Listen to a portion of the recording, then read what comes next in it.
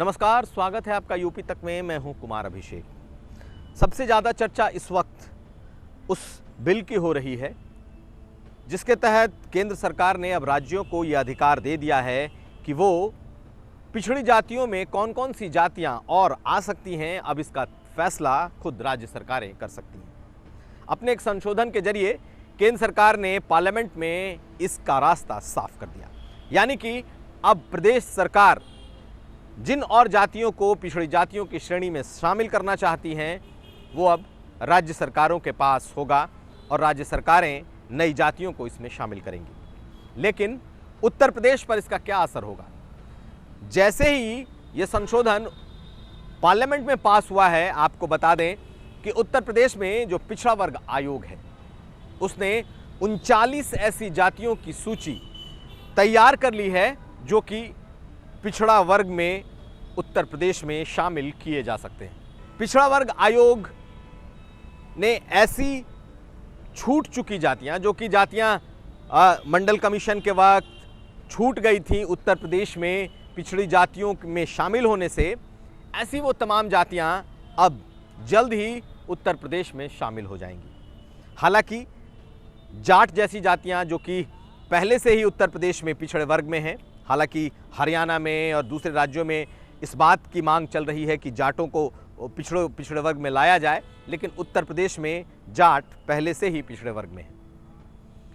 ऐसे में इन 39 जातियों के लिए एक खुशी का मौका होगा जब आज़ादी के इतने सालों के बाद वो इन पिछड़े वर्ग की श्रेणियों में आएंगे। इन जातियों के नाम जल्द ही सार्वजनिक होंगे। लेकिन आपको बता दें कि इसमें कोई बड़ी जाति आपको नहीं दिखेगी। ऐसी जातियां दिखेंगी जिनका शायद ही आपने नाम भी सुना हो, लेकिन ये जातियां पहले के सर्वेक्षण में छूट गई थी और अब दोबारा से बीजेपी के इस शासन में उन्हें लाया जाएगा। तो इसका कहीं ना कहीं सियासी फायदा बीजेपी को मिल सकता है। लेकिन अखिलेश यादव ने इस मुद्दे पर सरकार का समर्थन तो कर दिया, लेकिन अब सीधे तौर पर मांग ये कर रहे हैं कि जातियों को शामिल करने से बहुत कुछ नहीं होगा। एक कमरे के भीतर आप कितने ज़्यादा लोगों को बिठाएंगे, आपको कमरा खोलना होगा। यानी कि अब ये मांग उठने लगी है उत्तर प्रदेश में कि जो 50% का कैप है इसे बढ़ाया जाए, क्योंकि जातियों की संख्या भी बढ़ रही है और इनके भीतर कंपटीशन भी बढ़ रहा है। तो अखिलेश यादव के दो मांगों पर अगर हम गौर कर लें, पहला तो ये कि 50% का जो आरक्षण का कैप है इसे हटाया जाए, राज्यों को ये अधिकार हो कि वो 50% से ज़्यादा आरक्षण दे सकते हैं, और दूसरा ये कि जातियों की जनगणना की जाए ताकि कोई भी जाति जो ये क्लेम कर रही है कि वो सबसे ज़्यादा है तादाद में, कम से कम असलियत उसकी सामने आ सके।